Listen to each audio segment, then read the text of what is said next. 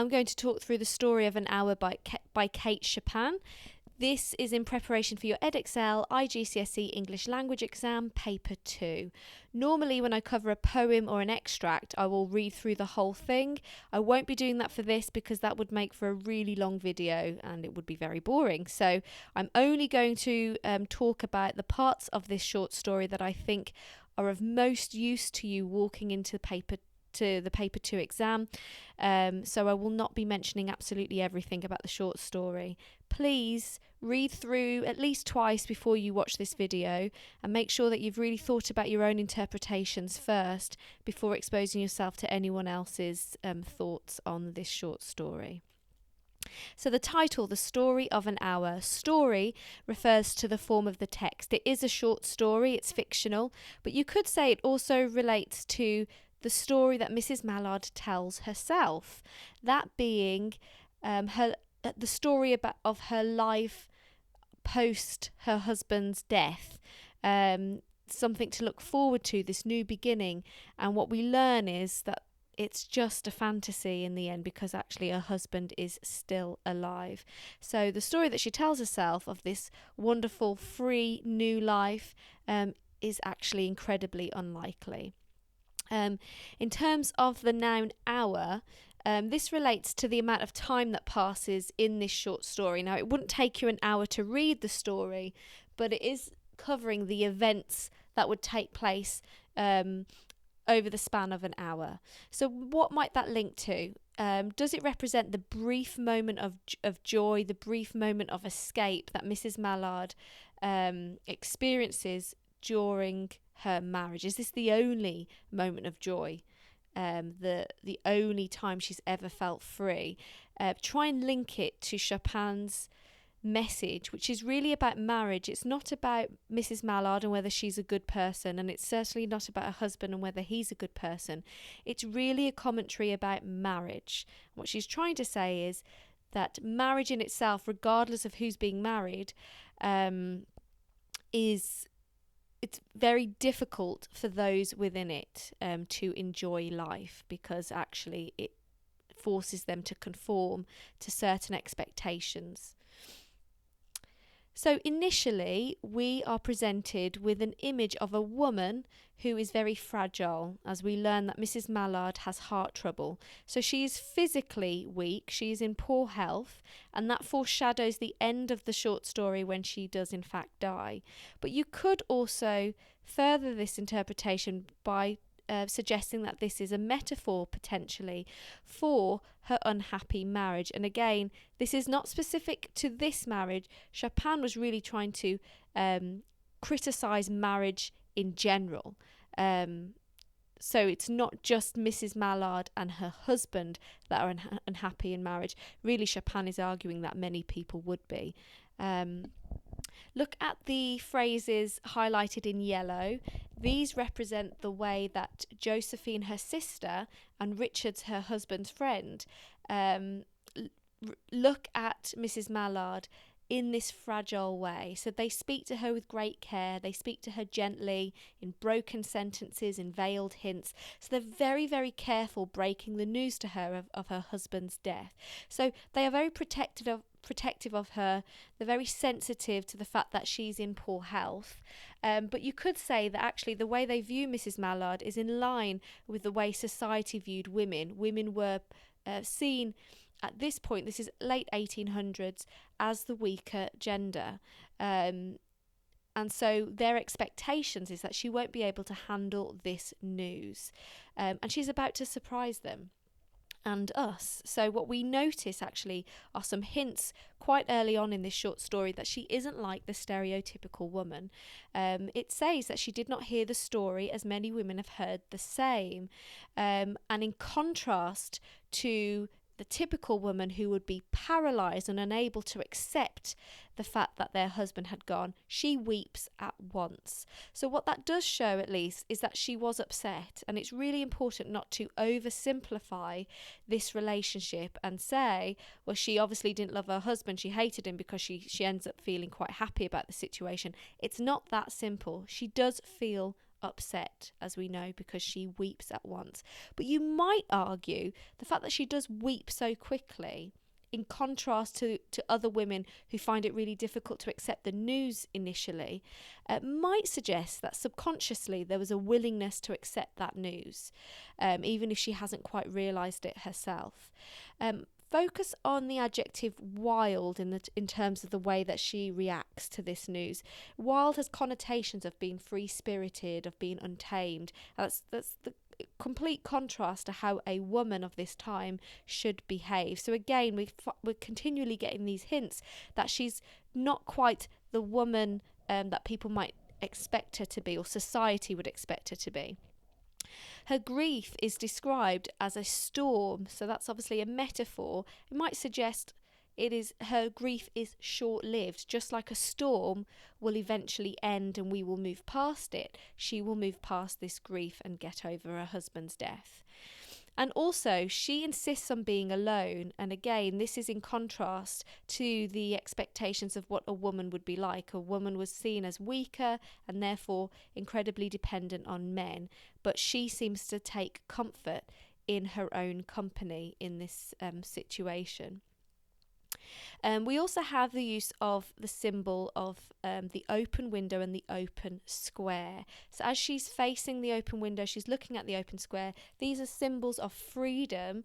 And again, I'm sure she's not aware of the way she's thinking at the moment, but maybe subconsciously she is looking for signs outside the window that all represent this freedom that actually is what her husband's death means for her.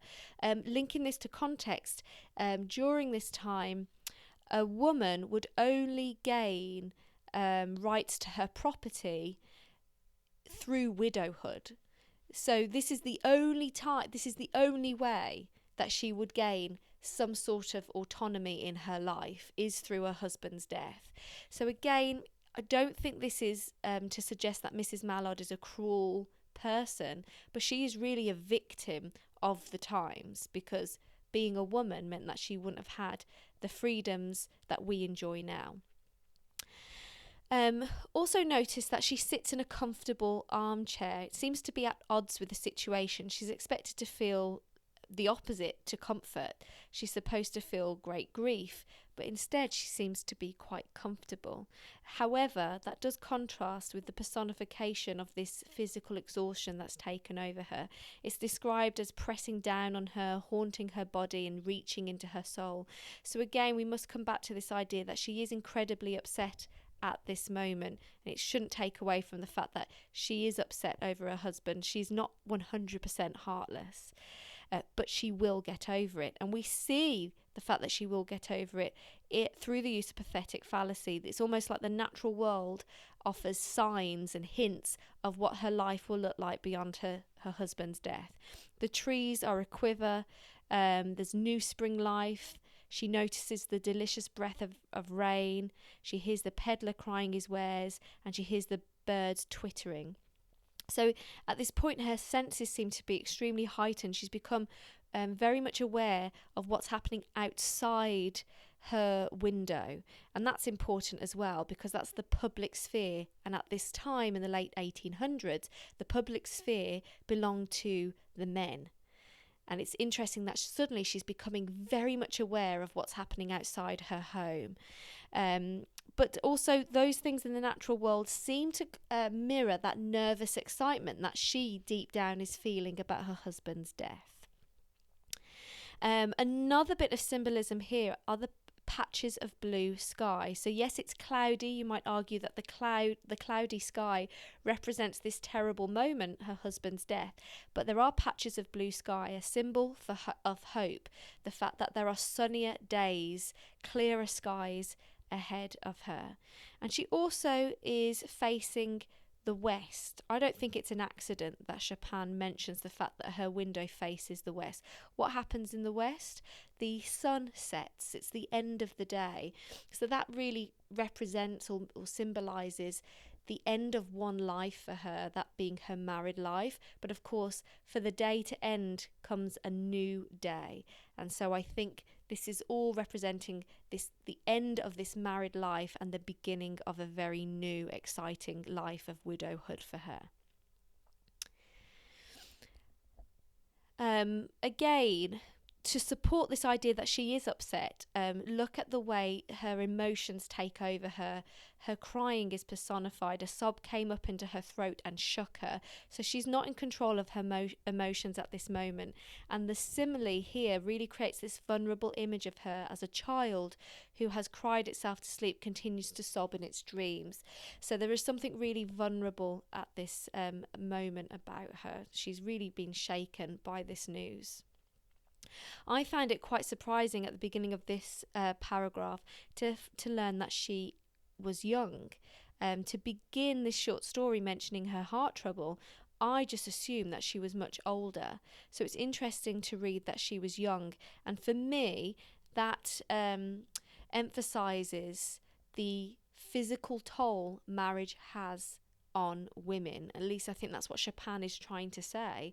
And that's supported with these lines she has that bespoke repression. So again, does that link to this restrictive nature of marriage, especially if you're linking it to women? And if you think about the fact that women were expected to stay in the home, women did not have control over property, they could not earn their own money, they were expected to be dependent on their husband. All those things suggest that she's really been repressed during her married life. But again, we've got that little hint, haven't we, that they also show a certain strength, an ability for her to get past her husband's death and live a fulfilled life. We have repetition here of those patches of blue sky. So again, it just reminds us that she has a hopeful future ahead of her. It's interesting that she has some sort of thought, but it says here, a suspension of intelligent thought. It suggests that at this moment, even though there's been all these hints that life is going to be fine, all those kind of signs from nature outside her window, she has this suspension of intelligent thought. It's almost like she's conditioned to mourn rather than rejoice. So at the moment, she's responding in the way that she knows she's supposed to. Okay, you're supposed to be upset if you hear this news about your husband dying. But in the next paragraph, we start to see that changing. She starts to sense some sort of feeling. She doesn't quite know what it is. She doesn't even know how to give it a name. She refers to it as it. What was it? Okay, so this question here suggests that she's never experienced this kind of feeling. I would argue that feeling is a sense of joy and freedom, and it's clearly through the use of a question highlights that feeling is alien to her. She's never felt real joy and she's never felt real freedom in her married life, and it's only through widowhood that she's able to experience this sense of excitement. And of course that would link to Chopin's message about marriage. Look at the personification of this feeling. It's creeping out of the sky. It's reaching towards her. So it suggests again that she's not really in control of this feeling of joy and excitement. She can't help it. And she's almost overwhelmed by it as well. And then finally, in the next paragraph, she finally realizes and recognizes what she's feeling. And what's her reaction? She strives to beat it back with her will. So that's clearly a metaphor. She's not literally beating anything back. But again, it comes back to this idea that as a woman, she has been conditioned to respond in a certain way. So when feeling excited and feeling joy, she automatically wants to beat it back because it feels wrong. It goes against societal expectations of her. And then it's clear at this point that she realizes how she feels and what was that sensation. She's excited and she shouts, or she doesn't shout, sorry, she whispers, free, free, free. I would argue this is the moment of epiphany, where this sudden realization of what her husband's death means to her. It means that she is free. The repetition of free emphasizes the repressive nature of marriage. It reminds us of how oppressive marriage can be for a woman in these times, and the exclamation as well shows that excitement. And then notice what happens and how she changes. Her pulses beat fast and the coursing blood warmed her body. This is a real contrast to the fragile image that we began with in the at the beginning of the short story. She is alive, whereas before it sounded like she was an old woman. It's interesting that she doesn't even want to consider if it's right to feel this way. She's extremely dismissive of even considering whether this is right or wrong. She has a clear and exalted perception, which enables her to dismiss the suggestion as trivial. This is a moment of enlightenment for her. What she has realised is that she's not going to waste her time wondering whether this is a terrible thing, wondering whether this is a monstrous joy. She's realised that her happiness and her freedom is much more important than conforming to societal expectations and drowning in grief. I think what Chopin does here in this paragraph is really important. She describes the husband in a really positive way. He's described as kind, tender, and he loved her. So I find that really important, because what we could do is read this short story and just say, yeah, the reason why she was happy is because he was horrible to her. The fact that he wasn't turns our attention to marriage itself rather than this particular relationship. And I think Chopin, through that, encourages us to really question the nature of marriage and how it can be oppressive for both man and woman. And we'll come back to that in a moment.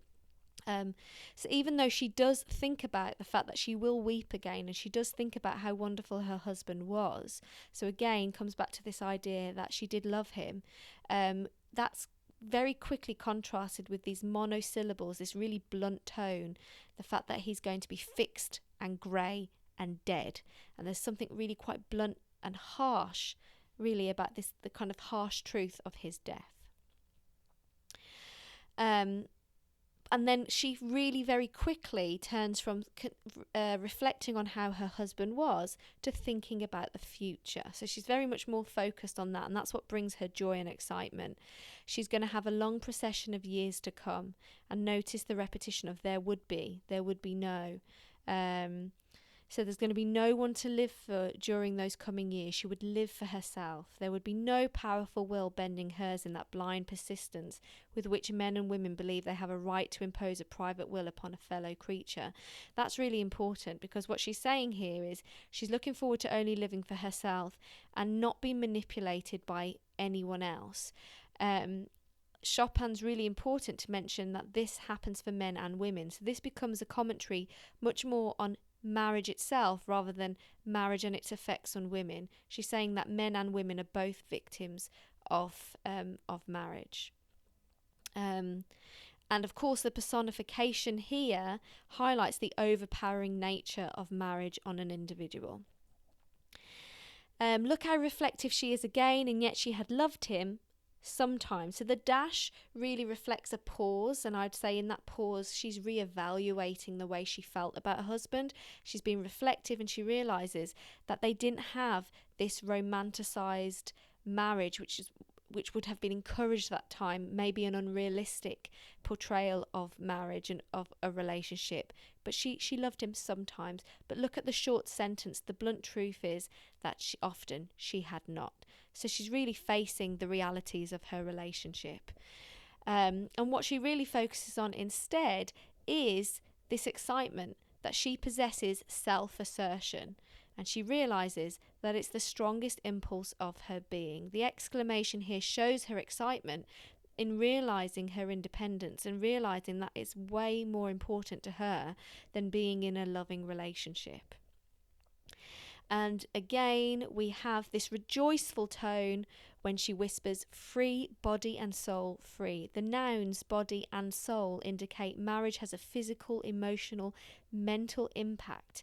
It takes over a person completely, and now she is free of it. This is quite interesting. There's definitely dramatic irony in this next part when we see the sister begging for her sister to, Mrs. Mallard, who we now learn is called Louise, to open the door, and she assumes that she must be making herself ill. So again, this is dramatic irony because we know that she's actually really excited and thinking about her future. So again, we see Josephine viewing her sister in the way that society would expect a woman to behave. She assumes that she's making herself ill, but we know that actually she's getting extremely excited. Interestingly, we learn that Mrs. Mallard's first name is Louise. It's not an accident that Chopin mentions her first name at this point. I think it's at this point, just as she's been whispering free body and soul free. She's free of her husband, she's free of marriage, and Mrs. Mallard is obviously a representation of her being a married woman and belonging to her husband. So there's no accident there that we learn that her name is Louise, and she's gaining her own identity at this point in the short story. And in contrast to how her sister expects her to feel ill, in contrast, she's drinking in a very elixir of life. This is not just a contrast to her sister's expectations, but to societal expectations of women and how they should react to their husband's death. The metaphor here suggests that she is taking on this magical transformation. This is unbelievable how much she has changed already within this hour. And then look again at her focusing on the future. She talks of spring days and summer days, these being seasons that represent new life and happiness. This for me, I find extremely exposing of her life and what it was like before. She starts to pray that life might be long, and it was only yesterday that she shuddered life might be long. And so we've got a real antithesis. She has changed completely. The day before, she wanted life to end, and now she's praying that life lasts for a very long time. So she's got this completely new outlook on life, but I think this encourages the reader to really feel sympathy for Mrs. Mallard. How unhappy must she have been to have wished life to end just the day before? And I think that reiterates Chopin's message that marriage was not something that brought joy to individuals. And then I love the image that's created when she finally leaves the room and she walks down the stairs with her sister, and she's described with a simile like a goddess of victory. It's like almost like widowhood gives her this power. Widowhood has made her a winner in life. And we've got this powerful female image, her clasping her sister's waist and descending the stairs together, and symbolically Richard's the man being at the bottom. So it's almost like she as a woman has been elevated through widowhood. But of course we have the plot twist. Because her husband comes home, it ends up being a mistake. He has not been killed in an accident. And this very ordinary image contrasts with that melodramatic goddess image that we've just read. And so she is very quickly brought back to reality. He's there, travel-stained, carrying his gripsack and an umbrella. And we've got this ambiguous, piercing cry. It's not that ambiguous to us. We know that piercing cry is the disappointing cry, a shock. Whereas the characters in this scene would assume that maybe she's extremely happy. And that's supported by the fact that the doctors believe that she has died of the joy that kills. And this is dramatic irony because we know that she's died not of the joy that kills, but of the disappointment instead. So my advice is just make sure that you're linking this to the wider message. Don't focus so much on how cruel it seems that Mrs. Mallard is happy about her husband's death. It's much more a case of Chopin trying to reinforce how terrible marriage can be for individuals, especially of this time. So much so that they would find happiness in a terrible situation like someone's death. As always, please share your comments. I love reading through them. I love seeing other people's interpretations. So feel free to share.